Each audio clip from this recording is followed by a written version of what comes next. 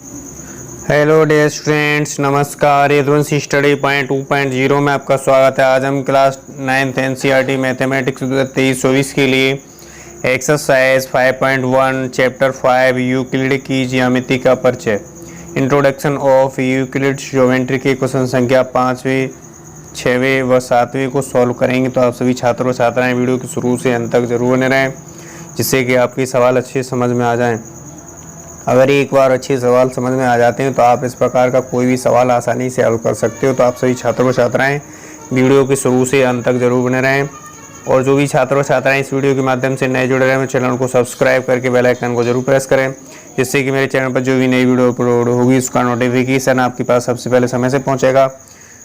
तो आइए अब हम क्वेश्चन संख्या जो हमारा 5वां है उसे हम सॉल्व करेंगे, 6वें फिर 7वें को सॉल्व करेंगे। तो 5वां देखते हैं। 5वां कह रहा है कि प्रश्न 4 में सी रेखाखंड AB का एक मध्य बिंदु कहलाता है।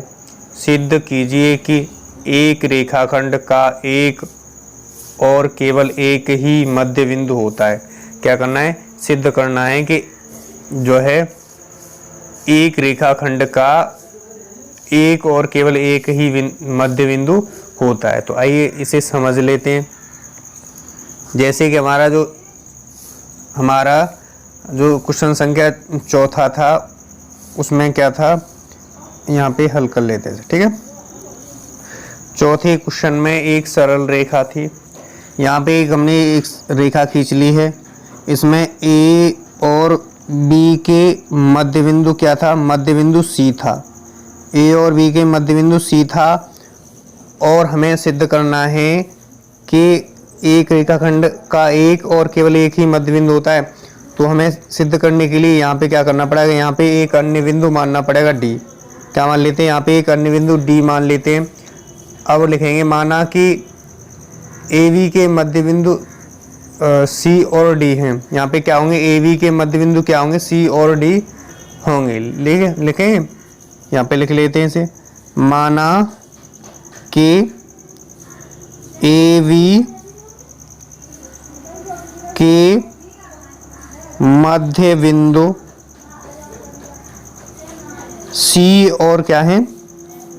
C और D है। यहाँ पे क्या है? AB के मध्य बिंदु क्या है? C और D हैं। यहाँ क्या है? C AB का मध्य बिंदु है। ये है C। उसमें क्या था? क्वेश्चन संख्या जो 4 था उसमें क्या था? C जो था वो AB का मध्य बिंदु था। इसको भी लिख लेंगे, C AB का मध्य बिंदु है। मध्य बिंदु है यानी जो सवाल में था क्वेश्चन संख्या चौथे में, उसमें था AB बिंदु था, उसके मध्य एक C बिंदु था, तो उसको ही लिख लेंगे। जब जो C बिंदु AB के मध्य बिंदु है, तब हमारा जो सिद्ध किया था हमने, वो सिद्ध किया था हमने AC बराबर क्या सिद्ध किया था? 1/2 AB। क्या सिद्ध किया था? AC बराबर, यानी हमने क्या सिद्ध किया था? AC बराबर सिद्ध किया था 1/2 AB सिद्ध किया था हमने। चाहो तो आप क्वेश्चन संख्या जो प्रीवियस क्लास है उसको देखेंगे तो आपको अच्छे से समझ में आ जाएगा। क्वेश्चन संख्या हमारा चौथा था, उसको देख लेना। ठीक है, तो ये इसको हम क्या करते हैं? इसको समीकरण नंबर पहला मान लेते हैं। क्या करते हैं? इसको समीकरण नंबर पहला मान लेते हैं।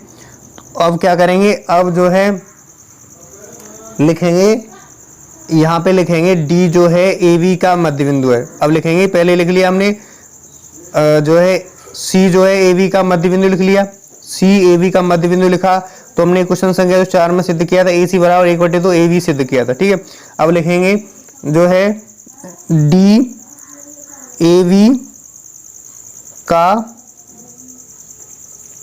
मध्य बिंदु है। D क्या है? AB का मध्य बिंदु है। तब क्या होगा? तब हमारा होगा वो होगा AD बराबर, यानी D वाला है AB का मध्य बिंदु है, तो AD बराबर क्या होगा? यहाँ पे क्या था? AB का यानी C जो है AB का मध्य बिंदु था, तो AC बराबर निकाला था तो 1/2 AB, 1/2 AB लिखा था। तो यहाँ से लिखेंगे, हमें निकालना है क्या? AD बराबर निकालेंगे, यानी हम निकालेंगे, पहले निकाला था AC बराबर, तो 1/2 AB था। अब निकालेंगे A और D निकालेंगे। क्या निकालेंगे? A और D निकालेंगे। ए और डी निकालेंगे तो क्या होगा 1/2। यहाँ से ए और डी निकाल रहे हैं तो यहाँ मान लो कि ये यहाँ मान लो, इसको छोड़ दो, इसको मानो कि ए बी का जो मध्य बिंदु है, जो डी ए बी का मध्य बिंदु है, तो हमारा जो निकलेगा वो ए डी बराबर निकलेगा क्या 1/2 ए बी। क्या निकलेगा 1/2 ए बी निकलेगा। अब इसको समीकरण नंबर क्या मान लेते हैं, दूसरा मान लेते हैं। क्या करें, इसको समीकरण नंबर दूसरा मान लेते हैं। अब हम लिखेंगे समीकरण 1 व 2 से, यानी समीकरण 1 व समीकरण 2 से। यहाँ क्या है, समीकरण 1 को देखेंगे, समीकरण 1 को देखेंगे तो समीकरण 1 में जो हमारा RHS है वो क्या है 1/2 AB है, और RHS यहाँ पे समीकरण 2 में 1/2 AB है। यहाँ पे यानी ये दोनों साइडें बराबर हैं, यानी जो RHS है दोनों की वो बराबर है, तो क्या ये भी बराबर नहीं हो सकता, बिल्कुल हो सकता है। यानी जो हमारी यहाँ से देखा जाए तो समीकरण 1 ये है और समीकरण 2 ये है, तो समीकरण 1 व 2 में देखेंगे तो ये LHS होता है, ये RHS होता है, यानी दाएं पक्ष और बाएं पक्ष LHS और RHS होता है। तो RHS यहाँ देखा जाए तो हमारा RHS 1/2 समीकरण 1 में है, RHS 1/2 AB हमारा समीकरण 2 में है। तो ये दोनों बराबर होगी, तो क्या ये दोनों बराबर नहीं हो सकते, बिल्कुल हाँ हो सकते हैं। जब ये साइड बराबर हैं, RHS बराबर हैं, तो LHS भी बराबर होना चाहिए। तो हो जाएगा AC बराबर क्या हो जाएगा AD, क्या हो जाएगा AC बराबर क्या हो जाएगा AD हो जाएगा। लिखेंगे अतः C और D संपाती, लिखेंगे अतः C, D का संपाती बिंदु C है। क्या है, संपाती बिंदु C है। संपाती का मतलब जानते हो, संपाती का मतलब होता है एक ही रेखा दूसरे बार ऊपर से एक ही रेखा इसके ऊपर से जाती है, तब ये रेखा कैसे ही कहलाती है, संपाती रेखा कहलाती है। ठीक है, तो इतना मत समझो। अब हमारा जो C और D है, ये C और D है, बिंदु C का क्या है, संपाती है। ठीक है, तो लिखेंगे अतः, इसलिए लिख लें। ठीक है, इसलिए लिखो, इसलिए रेखाखंड AB का केवल और केवल एक ही मध्य बिंदु है। क्या है, एक ही मध्य बिंदु, कौन सा एक ही मध्य बिंदु है, AB का एक ही मध्य बिंदु क्या है, वो है हमारा C है। ठीक है, तो इस तरह से ये जो पांचवा था ये सिद्ध कर लिया। अब हम इसी प्रकार से क्वेश्चन संख्या 6वें को सॉल्व करेंगे। 6वें को यहाँ सॉल्व कर लेते हैं। 6वां कह रहा है कि निम्न आकृति में यदि AC बराबर BD है तो सिद्ध कीजिए कि AB बराबर BD है, ये सिद्ध करना है। ठीक है, तो हमें ये आकृति दे रखी है, क्या दे रखी है, आकृति हमें दे रखी है। तो आइए जो क्वेश्चन संख्या 6वें है उसको हम सॉल्व कर लेते हैं। 6वें कह रहा है कि ये कह रहा है, ठीक है, AC बराबर BD है, मतलब ये दिया है और सिद्ध क्या करना है, AB बराबर CD सिद्ध करना है। ठीक है, AB बराबर CD सिद्ध करना है, तो लिखेंगे जो दिया है उसे लिख लेंगे। हमें दिया है, क्या दिया, AC बराबर दिया है क्या, VD, AC बराबर VD दिया है, हमें यहाँ पे लिख लिया। ठीक, अब यहाँ देखेंगे, यहाँ देखा जाए तो हम AC बराबर निकालें, AC बराबर निकालें तो हम यहाँ से यहाँ इसको माइनस कर दें, इसमें से क्या करें, दोनों पक्षों में से ये BC दोनों पक्षों में से माइनस कर दिया जाए तो हमें आसानी से AC निकल के आ जाएगा। ठीक है, तो यहाँ से देखेंगे तो लिखें, यहाँ से जो है AC में क्या माइनस कर दें, BC बराबर, और BD में से भी माइनस कर दें BC। यानी यहाँ देखा जाए तो दोनों पक्षों में जोड़ या घटा सकते हैं बराबर संख्या। जैसे हमने BC घटाया, घटा भी सकते हैं, दोनों पक्षों में ही कर सकते हैं। दोनों पक्षों में नहीं करेंगे तो हमारा गलत हो जाएगा। इसलिए जो भी करना है, भाग करना है, जोड़ करना है, घटाया गुणा जो भी करना है, हम दोनों पक्षों में बराबर संख्याओं से हम जोड़ घटाया कर सकते हैं। ठीक है, इसलिए हमने क्या किया, हमने ये यहाँ से यहाँ तक वाली क्या कर दी, BC जो है दोनों पक्षों में से घटा दिया। ठीक है, अब यहाँ पे लिखेंगे जो है, यहाँ लिख लिया जाए, बराबरों को बराबर से या यहाँ लिखो में से घटाया जाता है तो पूर्ण भी बराबर होते हैं। क्या होते हैं? पूर्ण भी बराबर होते हैं। यानी जो बराबरों में से बराबर, यानी बराबरों में से, यानी जो बराबर है दोनों, यानी ए सी बराबर बी डी है, तो बराबरों में से बराबर घटाया जाए। क्या बराबर घटाया जा रहा है? बी सी घटाया जा रहा है, तो क्या होंगे? पूर्ण, जो पूर्ण होगा वो भी बराबर होगा। ठीक है, तो यहाँ से देखा जाए तो इसमें देखेंगे, यहाँ से देखेंगे तो हमने देखा है क्या, ए सी में से क्या घटाया है? ए सी में से बी सी घटाया, यानी ए सी भुजा में से, पूरे में से, और बी सी घटा दिया जाए, क्या ए सी प्राप्त होगा? बिल्कुल प्राप्त होगा। यहाँ से देखा जाए तो, यहाँ से देखा जाए हमें सिद्ध क्या करना? सिद्ध भी लिख लेते हैं, यहाँ पे क्या लिख लेते हैं? सिद्ध भी लिख देते हैं। ठीक है, सिद्ध करना था, क्या करना था? सिद्ध हमें ये करना है, ए बी बराबर क्या करना है? सी डी करना है। तो यहाँ से देखा जाए, अगर हम जो है पूरी वाली भुजा में से, यानी ए सी में से बी सी घटा दें तो हमें कितनी भुजा प्राप्त होगी? ए बी प्राप्त हो जाएगा। बिल्कुल, हम जैसे कि हम यहाँ से ए सी में से, पूरी में से ए बी घटा दें तो हमें क्या प्राप्त होगा? ए बी प्राप्त होगा। क्या प्राप्त होगा? ए बी प्राप्त होगा, बराबर। ठीक है, अब हम जो है यानी बी और डी में से क्या घटा दें? बी और डी में से बी सी घटा दें तो हमें सी डी प्राप्त होगा। बिल्कुल प्राप्त होगा। यानी यहाँ से वाली भुजा में से, यहाँ से पूरी भुजा में से अगर इतना निकाल दिया जाए तो इतना प्राप्त हो जाएगा। ठीक है, तो हमारा क्या प्राप्त होगा? यहाँ पे सी और डी प्राप्त होगा। क्या प्राप्त होगा? सी और डी प्राप्त होगा। यही हमें सिद्ध करना था, तो लिख देंगे इति सिद्धम। क्या लिख देंगे? इति सिद्धम। यही हमें प्रूव्ड करना था। यानी हमारी जो भुजा है, यहाँ से इस वाली भुजा में से, ए सी पूरी वाली भुजा में से इतना कट कर दिया जाए तो हमें इतनी भुजा बच जाएगी, तो ए भी बचा। ठीक है, अब हमें इतनी वाली भुजा में से बी और डी में से बी सी कम कर दिया जाए तो यहाँ से इतनी भुजा बचेगी, यानी बी सी और डी बचेगी। तो हमने यहाँ से ये लिखा, तो यही हमें सिद्ध करना था। तो मुझे आशा है कि ये आपके क्वेश्चन अच्छे समझ में आ गया होगा। ठीक है, यहाँ से ठीक, ये हमें आकृति दे रखी थी, हमें सिद्ध करना था।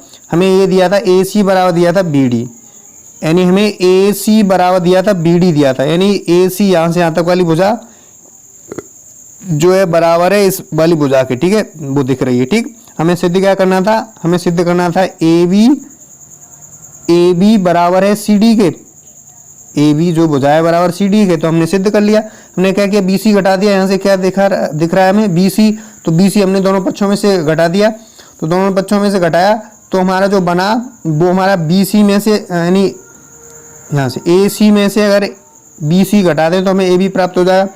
अगर हम बी डी में से बी सी घटा दें तो हमें सी और डी प्राप्त हो जाएगा। तो आसानी से ये सिद्ध हो गया। अब हम क्वेश्चन संख्या जो 7वां है उसे हम सॉल्व कर लेते हैं। 7वें में क्या कह रहा है? यूक्लिड की अभिग्रहीतों को सूची में दिया हुआ अभिग्रहित 5 एक सर्वव्यापी सत्य क्यों माना जाता है? ध्यान दीजिए कि यह प्रश्न 5वीं अभिधारणा से संबंधित नहीं है। ठीक है, तो हमें क्या करना है? हमें ये करना है, यहाँ से देखा जाए तो जो हमारा होता है वो होता है यहाँ से जो है एक रेखा खंड खींच लेते हैं। क्या कर लेते हैं? एक रेखा खंड खींच लेते हैं, फिर आपको अच्छे समझ में आ जाएगा। ठीक है, यहाँ से हमने क्या खींचा है? एक रेखा खंड खींच लिया, जिसको हमने माना, ये मान लो कि यहाँ से कितना सेंटीमीटर खींचा है, इसको पूरा कर लेते 7। ठीक है, क्या कर लेते? 7 कर लेते इसको। यहाँ से यहाँ तक हमने 7 सेंटीमीटर ले लिया है। ठीक, क्या ले लिया? 7 सेंटीमीटर ले लिया है, जो जिसका नाम दे देंगे पी और क्यू नाम दे देंगे। और यहाँ पे जो है कोई अन्य बिंदु यहाँ पे जो है कम कट कर लिया जाए, ठीक है। यहाँ से मान लो 3, यहाँ से यहाँ बिंदु रख दिया जाए R नाम इसका, ठीक है। और यहाँ से पूरा वाला दूरी कितना है, पूरा 7 सेंटीमीटर का दूरी है। कितना, 7 सेंटीमीटर का दूरी लिया है। तो यहाँ से देखा जाए तो ये वाली यहाँ से P और Q से जो हमारा PR होगा क्या होगा, वो हमारा जो भाग होगा वो छोटा होगा। क्या होगा, जो भाग छोटा होगा। तो यहाँ पे कह रहा है कि अभिव्यक्त 5 के अनुसार, अभिव्यक्त 5 में दे रखा है पूर्ण अपने भाग से बड़ा होता है, यानी पूर्ण अपने भाग से बड़ा होता है। लिखेंगे अभिग्रहित 5 के अनुसार। अवगिरहित 5 के अनुसार क्या है लिखा है उसमें, पूर्ण जो है अपने भाग से बड़ा होता है। पूर्ण यानी पूर्ण यहाँ से यहाँ तक ये पूरा हो गया। पूरा क्या अपने भाग से बड़ा होता है, हाँ बिल्कुल बड़ा होता है। यहाँ से देखा जाए तो यहाँ से यहाँ तक की जो दूरी है वो हमारी 3 सेंटीमीटर है। P और R है वो 3 सेंटीमीटर, जो कि PQ अपने पूर्ण भाग से क्या है, छोटा है। क्या है, पूर्ण भाग से छोटा है, ठीक। तो यहाँ यही सिद्ध हो जाएगा, ठीक है। जो होता है पूर्ण होता है, यहाँ पूर्ण होता है, पूर्ण होता है वह अपने भाग से क्या होता है, अपने भाग से बड़ा होता है, बड़ा होता है। यहाँ हमने क्या किया, माना, यहाँ पे जो माना है हमने ये लिखेंगे, माना हमने जो है क्या PQ बराबर कितना 7 सेंटीमीटर मान लिया, ठीक है। और एक अन्य बिंदु इसके R काल्पनिक जो बिंदु है उसको R लिख लिया, ठीक है। और यहाँ से यहाँ तक की दूरी यानी PR दूरी है वो हमारी कितनी 3 सेंटीमीटर है। तो यहाँ से देखा जाए जो पूर्ण है, पूर्ण हमारा कितना 7 सेंटीमीटर है, और जो PR अन्य भाग है वो 7 सेंटीमीटर से हमेशा छोटा होगा, यानी पूर्ण से जो भाग होगा वो हमेशा छोटा होगा। तो यही हमें जो अभिव्यक्त 5 था उसमें लिखा था कि पूर्ण अपने भाग से बड़ा होता है। तो जी हाँ, बिल्कुल पूर्ण अपने भाग से बड़ा होता है। तो मुझे आशा है कि ये भी आपके अच्छे समझ में आ गया होगा। तो आप जो है मैथमेटिक्स में देखेंगे अभिग्रहितों की सूची में दिया हुआ अभिग्रहित 5 सर्वव्यापी सत्य क्यों माना जाता है, यानी सर्वव्यापी सत्य क्यों माना जाता है। आप जो है मैथमेटिक्स में देख लेंगे अभिग्रहित जो है देखेंगे 5वां, तो उसमें लिखा होगा जो पूर्ण होता है वो अपने भाग से क्या होता है, बड़ा होता है। जो पूर्ण होता है अपने भाग से हमेशा बड़ा होता है। यानी मान लो कि कोई भी दूरी ले लो, ठीक है। मान लो ये पूर्ण यहाँ से यहाँ तक है, यहाँ से यहाँ तक में कितना भी मतलब कोई भी भाग ले सकते हो। मान लो यहाँ से यहाँ तक हमने 7 सेंटीमीटर लिया है, और 7 सेंटीमीटर के बाद कोई भी भाग कर सकते हो, यानी कोई भी टुकड़ा कर सकते हो। इसका कोई भी टुकड़ा यहाँ से करो, यहाँ तक, यहाँ भी R लगा सकते हो, यानी यहाँ से यहाँ तक का टुकड़ा करोगे तब भी जो होगा वो पूर्ण से छोटा होगा। क्या होगा, पूर्ण से छोटा ही होगा। क्या होगा, यहाँ से यहाँ तक वाला टुकड़ा क्या होगा, पूर्ण से छोटा होगा। छोटा होगा तो जो पूर्ण होगा वो भाग से क्या होगा, बड़ा होगा। तो ये जो है सर्वव्यापी सत्य है, ठीक है। तो ये आपके अच्छे समझ में आया होगा। जो आज की क्लास में हमने क्वेश्चन संख्या जो हमने तीन क्वेश्चनों को हमने हल किया है, क्वेश्चन संख्या 5, 6, 7 किए हैं। मुझे आशा है कि अच्छे समझ में आ गए होंगे, ठीक है। इसमें क्या था, इसमें प्रश्न 4 देख लेंगे। जो प्रश्न इसको समझ में नहीं आया तो प्रश्न प्रीवियस वीडियो में 4 को देखेंगे, तो आपको जो क्वेश्चन संख्या 5वां है वो अच्छे समझ में आ जाएगा। क्या होगा, 5वां जो है अच्छे समझ में आ जाएगा। यहाँ जो था वो क्या था, CAB के मध्य बिंदु है, तो AC बराबर होता था 1/2 AB के बराबर होता था, ठीक है। ये तो ये आपको आसानी से समझ में आ जाएगा। तो आज के लिए बस इतना ही। नेक्स्ट क्लास में मिलते हैं। क्वेश्चन संख्या जो हमारा अब यहाँ पे एक्सरसाइज जो है 5.1 खत्म होती है। अब नेक्स्ट एक्सरसाइज 5.2 के साथ। तब तक के लिए वीडियो देखने के लिए थैंक यू सो मच। मिलते हैं नेक्स्ट क्लास में नेक्स्ट क्वेश्चन के साथ।